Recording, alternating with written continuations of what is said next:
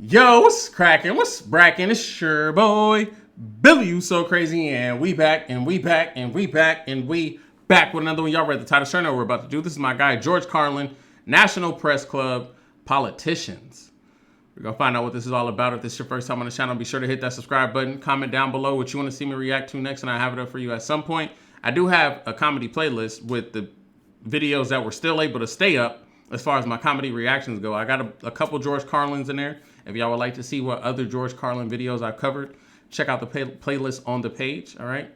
Take a little peruse around that if you want to. If not, then cool, that's fine too. All my social media links are right there. Feel free to give those a follow. Send me a message on any one of those. I have a Patreon link in the description. I'm currently recording this live with the Crazy Pack.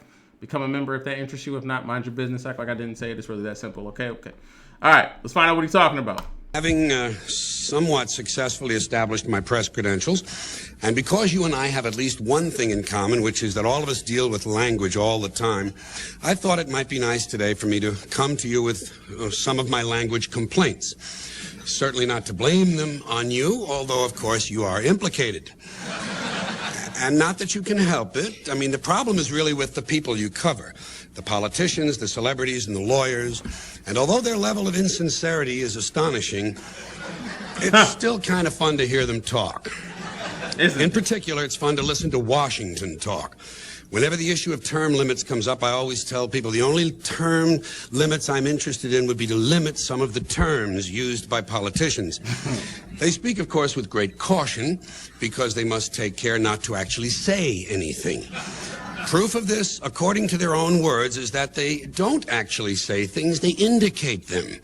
As I indicated yesterday, and as the president indicated to me, but sometimes they don't indicate, they suggest. Wow. Let me suggest that as I indicated yesterday, I haven't determined that yet. As I They don't indicated decide, yesterday. they determine. If it's a really serious matter, they make a judgment.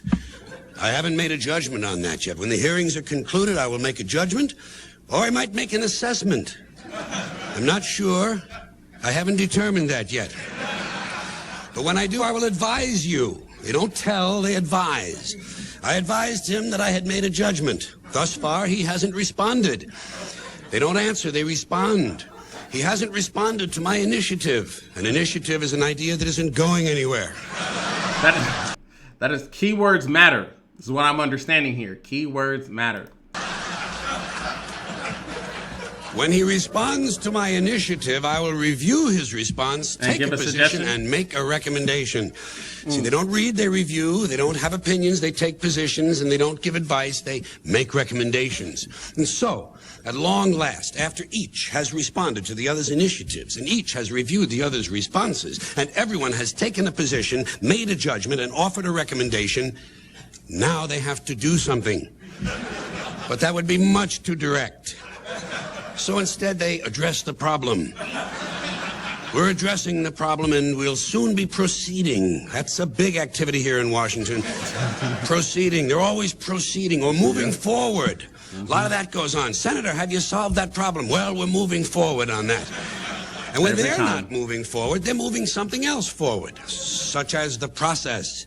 We have to move the process forward so we can implement the provisions of the initiative in order to meet these challenges. No one has problems anymore. Challenges. That's why we need people who can make the tough decisions. Sure do. Tough decisions like how much soft money can I expect to collect in exchange for my core values? Woo! Woo! Oh, dang! So that I can continue my work in government. Of course, no politician would admit to such a lowly station as working in government, serving the nation. I'm serving the nation. Another favorite distortion is public service. I'm in public service. I like America, don't you? The food is great, but the public service is terrible. Now, folks, a question for you. Do you think it's possible that one of these politicians, whose judgment is so poor that he honestly thinks of himself as serving the nation, might occasionally be expected to indulge in a little patriotism? Huh? What do you think? Well, of course, not only is it possible, it's inevitable, and that's when he's at his very best. That's when he trots out the really good stuff all across this great land of ours. The greatest nation on earth, the greatest nation in the history of the world. And in times of military crisis, you can be sure that someone in a suit in this town will eventually plant himself in front of a camera and carry on a great deal about the most powerful nation on the face of the earth. Now, normally, during peacetime, the politicians will refer to people in the military as our young men and women stationed around the world. But in wartime, they quickly become our brave young fighting men and women stationed halfway around the world in places whose names they can't pronounce, wondering if they'll ever see their loved ones again. For added emotional impact, sons and daughters can always be substituted for men and women. And so I think we can sum this up by saying that where the military is concerned, the extent of a politician's insincerity can be measured by how far around the world our soldiers are stationed and whether or not any of them can pronounce it. Incidentally, another way of expressing this sentiment is to say we're sending our young men and women to places the average American can't find on a map. I've always thought it was kind of funny and somewhat out of character for a politician to go out of his way to point out the low level of American intelligence when indeed his very job depends upon it. It would seem to fly in the face of that other rhetorical standby of theirs. The American people are a lot smarter than they're given credit for. This is said with a straight face, although it is obvious, of course, that the proposition is being stated precisely backwards. But the politicians, God bless them, or something like that, they're at their most entertaining when they're in trouble. When they're in trouble, their explanations usually begin simply with words like miscommunication. What did you do wrong, Senator? Well, it was a miscommunication. Or I was quoted out of context. Better yet, and more ironic, they twisted my words. Such a nice touch. A person who routinely spends his days torturing the language complains, they twisted my words. Torturing the language? Yo, first of all, this man, George Carlin, pays attention.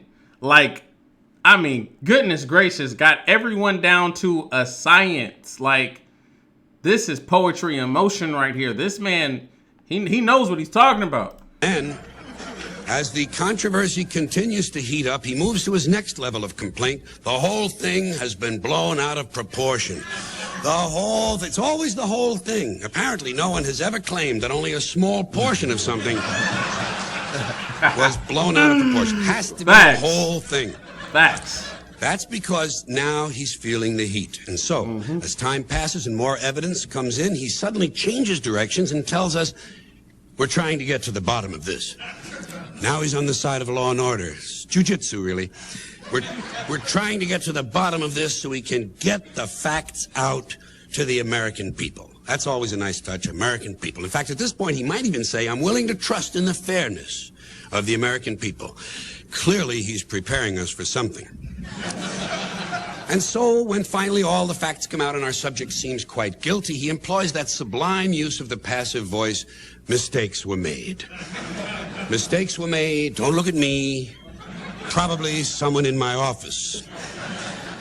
Things are moving faster now. Mistakes were made is rapidly overtaken by there is no evidence. No one has proven anything. Eventually I will be exonerated. I have faith in the American judicial system and that certain sign that things are closing in. Whatever happened to innocent until proven guilty? Whatever happened? Well, yeah. That boy speaks fast. Well, he's about to find out. And we know this must be true because the next thing we hear from him is, I just want to put this thing behind me and get on with my life. Wow. I just want to put this behind me. That's an expression we hear a lot these days in all walks of life. From people in all walks of life. Usually the person in question has committed some unspeakable act. Yes, it's true, I strangled my wife, shot the triplets, set fire to the house, and sold my young son to an old man on the train. But now I just want to put this thing behind me. Get on with it. This man that's has the problem it in this down. country. Too many people getting on with their lives. I think what we really... Hello? Birdman, I appreciate you, bro. Appreciate for the PayPal, man. I got you.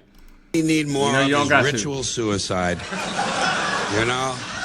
Never mind the press conferences. Get the big knife out of the drawer. Personally, what I want to do is I want to put this thing behind me and get on with my life. Thing behind me and get on with my life. I'll repeat that for you. Personally, I want to put this thing behind me and get on with my life. Thing behind me and get on with my life. And just to round out this section, let's hope there's a special place in hell reserved for those who have recently decided to take responsibility for their actions. That's the big thing now, taking responsibility for your actions, like it's a recent discovery. You know, he's taking responsibility for his actions. Oh. Well, isn't that wonderful? Ask him if he's willing to take responsibility for my actions. I bet he along won't. with my alimony, my car payments, and my gambling debts. Man, this guy, George Carlin. Infinite knowledge, man. Infinite freaking knowledge.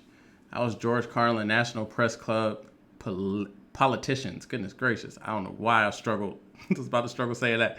Like I said, I have a whole comedy playlist on the page, so feel free to go check that out if you want to see what other George Carlin reactions I have done that are not blocked, that are still currently up. Feel free to check those out. Also with the other comedians that I've done in there. If that interests you, cool. If it doesn't, then whatever. If you enjoyed this reaction, give this video a thumbs up. Comment down below what you want to see me react to next. Follow me on all my social media links are right there. Send me a message on any one of those. I get back with you as soon as possible. It is your boy, BillyYouSoCrazy, and I'll see you on my next video, man. I'm out.